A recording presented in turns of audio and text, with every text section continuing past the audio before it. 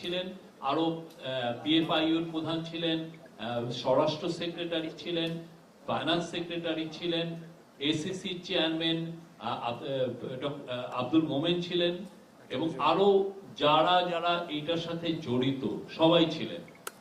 এবং এটার খুব 2 ঘন্টা প্রায় 1.5 ঘন্টার একটা মিটিং এ অনেকগুলো ডিসিশন আসে। তার মধ্যে প্রথম যে ডিসিশনটা সেটা হচ্ছে যে একটা স্পেশাল আইন করার, এই টাকাটা কিভাবে আনা যায় এটা ত্বরান্বিত করার জন্য এবং এই যে কাজগুলো যে হচ্ছে সেই কাজগুলোর মধ্যে কোঅর্ডিনেশনটা আরো স্মুথলি করার জন্য একটা আইন খুব শীঘ্রই করা হবে। এই আইনটা হয়তো আপনারা এই আগামী সপ্তাহের মধ্যে এই আইনটা আপনারা দেখবেন। এই আইনটা করানো হচ্ছে যে এই টাকাটা ত্বরান্বিত করে কিভাবে টাকাটা আনা যায়, এটা আইনের এটা কাভার লাগবে। আমরা অন্যান্য বিদেশি যেই যারা এই মানি লন্ডারিং এই গভর্নমেন্টকে সাহায্য করছে, মানি লন্ডারিং লন্ডারকৃত মানিকে ফেরত আনার বিষয়ে যারা সাহায্য করছেন তাদেরও এটা একটা চাহিদা।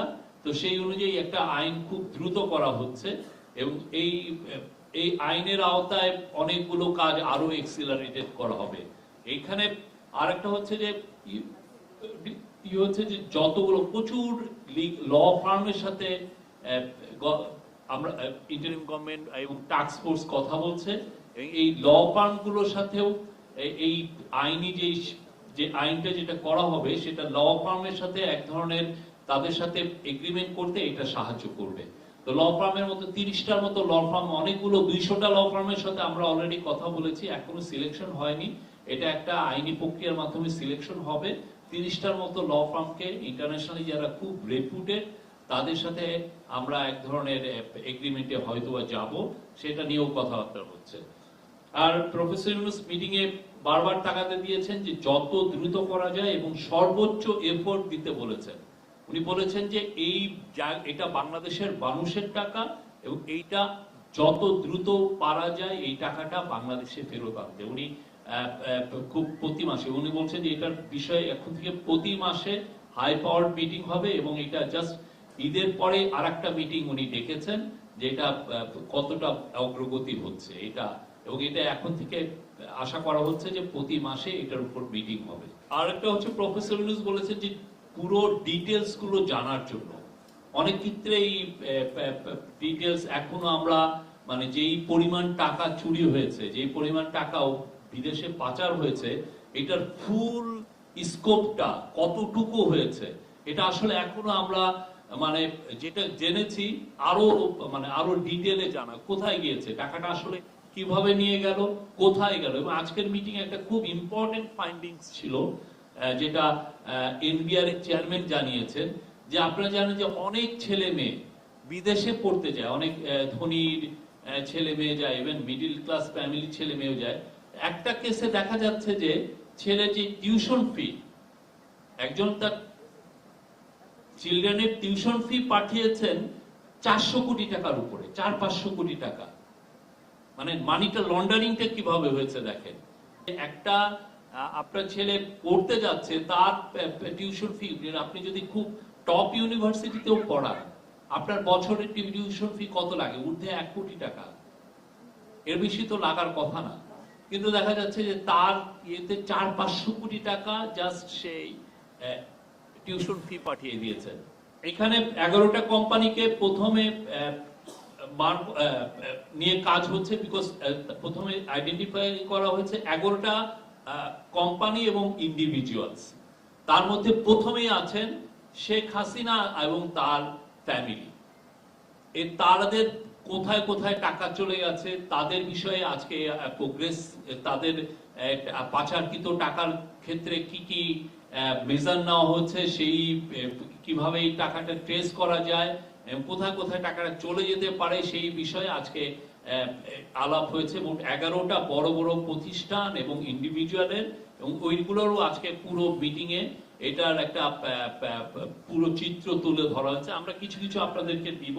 তো আমি শেখ হাসিনা এবং কেস নাম্বার 1, সাবেক প্রধানমন্ত্রী শেখ হাসিনা, তার পরিবার ও তাদের স্বার্থ সংশ্লিষ্ট ব্যক্তি এবং প্রতিষ্ঠানের বিষয়ে, যেটা বিএফআইইউ এবং যৌথ তদন্ত দল টাস্কফোর্সের মাধ্যমে যারা কাজ করছেন, বিএফআইইউ কাজ করছেন এবং একটা যৌথ তদন্ত দল কাজ করেছেন। সেটার বিষয়ে যেটা অগ্রগতি সেটা আমি বলছি। দুইটা গোয়েন্দা প্রতিবেদন দুদকে প্রেরণ করা হয়েছে। 5.15 কোটি টাকা স্থিতি সহ 11টি ব্যাংক হিসাব অবরুদ্ধকরণ মানে ফ্রিজিং করা হয়েছে, যেটা বিএফআইইউ করেছে, এবং সকল ব্যাংক হিসাবের তথ্য দুদকে প্রেরণ করা হয়েছে। আর যৌথ তদন্ত দল যেটা করেছে, তারা যুক্তরাষ্ট্র, যুক্তরাজ্য, মালয়েশিয়া, সিঙ্গাপুর, হংকং এবং কেমান দ্বীপপুঞ্জের সম্পদের সন্ধান পাওয়া গেছে। তারা তাদের সম্পদে এই যে সাবেক প্রধানমন্ত্রী শেখ হাসিনা, তার পরিবার ও তাদের স্বার্থ সংশ্লিষ্ট ব্যক্তি এবং প্রতিষ্ঠানের এদের ক্ষেত্রে অ্যাসেট ট্রেসিং আমরা করতে সক্ষম হয়েছি। যুক্তরাষ্ট্র, যুক্তরাজ্য, মালয়েশিয়া, সিঙ্গাপুর, হংকং এবং কেমান দ্বীপপুঞ্জ, এই দ্বীপপুঞ্জের সম্পদের সন্ধান পাওয়া গেছে। মালয়েশিয়ার একটি ব্যাংকে রাশিয়ান স্ল্যাশ ফান্ডের অস্তিত্ব পাওয়া গেছে। সংযুক্ত মানে অ্যাটাচিং ফ্রিজিং করা হয়েছে, 124টা ব্যাংক অ্যাকাউন্ট, এবং এই 124টা ব্যাংক অ্যাকাউন্টের মোট হচ্ছে 635.14 কোটি টাকা।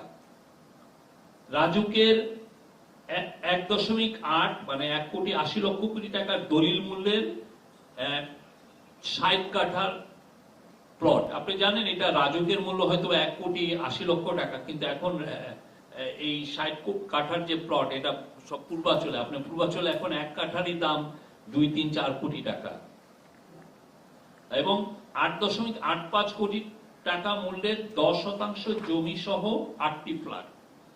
মামলা দায়ের বিষয় হল প্রতারণা ও জালিয়াতির অভিযোগে মোট 6টি মামলা দায়ের করা হয়েছে। 6টি কেসের তদন্ত সম্পাদন ও চার্জশিট দাখিল হয়েছে। পরিবারের 7 সদস্যকে আন্তর্জাতিক ভ্রমণে নিষেধাজ্ঞা আরোপ করা হয়েছে। এছাড়া মানে ওভারঅল যদি কেসগুলোর ডেভেলপমেন্টের কথা বলি, তাহলে বিএফআইইউ তথ্য প্রতিবেদন জয়েন্ট ইনভেস্টিগেটিভ টিমকে যেটা প্রেরণ করেছে, সেটা হচ্ছে বিএফআইইউর ক্ষেত্রে 10টি কেসে গোয়েন্দা প্রতিবেদন দেওয়া হয়েছে। সকল দেশি বিদেশি ব্যাংক হিসাবে তথ্যাদি দেওয়া হয়েছে। বিদেশি বিনিয়োগ ও সম্পদ সংশ্লিষ্ট প্রাপ্ত তথ্যাদি দেওয়া হয়েছে, এবং ব্যাংক এবং বিও হিসাব অবরুদ্ধকরণ মানে ফ্রিজিং করা হয়েছে 1374টি ব্যাংক হিসাব এর 614.18 কোটি টাকা, যা 614.18 কোটি টাকা। আর 188টা বিও হিসাবের 15.50 কোটি টাকার শেয়ার। আর যৌথ তদন্ত দল জয়েন্ট ইনভেস্টিগেটিভ টিম এরা আইনি প্রক্রিয়া নিয়েছে। 4টি কেস ইতিপূর্বে রুজুকৃত মামলা তদন্তাধীন, তার মধ্যে সাবেক প্রধানমন্ত্রী আছেন। 84 জন অভিযুক্তদের বিদেশ ভ্রমণে নিষেধাজ্ঞা আরোপ করা হয়েছে। অভিযুক্তদের নামে বিভিন্ন দেশের সম্পদ ও বিনিয়োগের তথ্য প্রদান, তথ্য উদ্ঘাটন, বেসিক ব্যাংক হিসাব ও সম্পদ অবরুদ্ধকরণ ও সংযুতিকরণ, যেটা ফ্রিজিং ও অ্যাটাচিং করা হয়েছে, সেটা হচ্ছে যে তার পরিমাণ হচ্ছে 1817.73 কোটি টাকার দেশীয় সম্পদ ফ্রিজিং করা হয়েছে, এবং অবরুদ্ধ ব্যাংক হিসাবে স্থিতি 872.24 কোটি টাকা, যা এটা স্থিতি করা হয়েছে। আর শেয়ার অবরুদ্ধ করা হয়েছে 19.68 কোটি টাকার শেয়ার অবরুদ্ধ করা হয়েছে। আর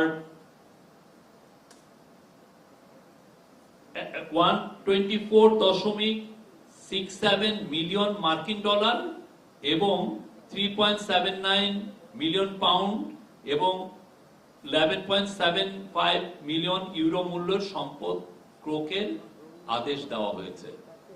আপনারা জানেন যে এটা নিয়ে সেন্ট্রাল ব্যাংকের গভর্নর স্পেশালি কাজ করছেন, এন্টি করাপশন কমিশনও এটা নিয়ে কাজ করছেন।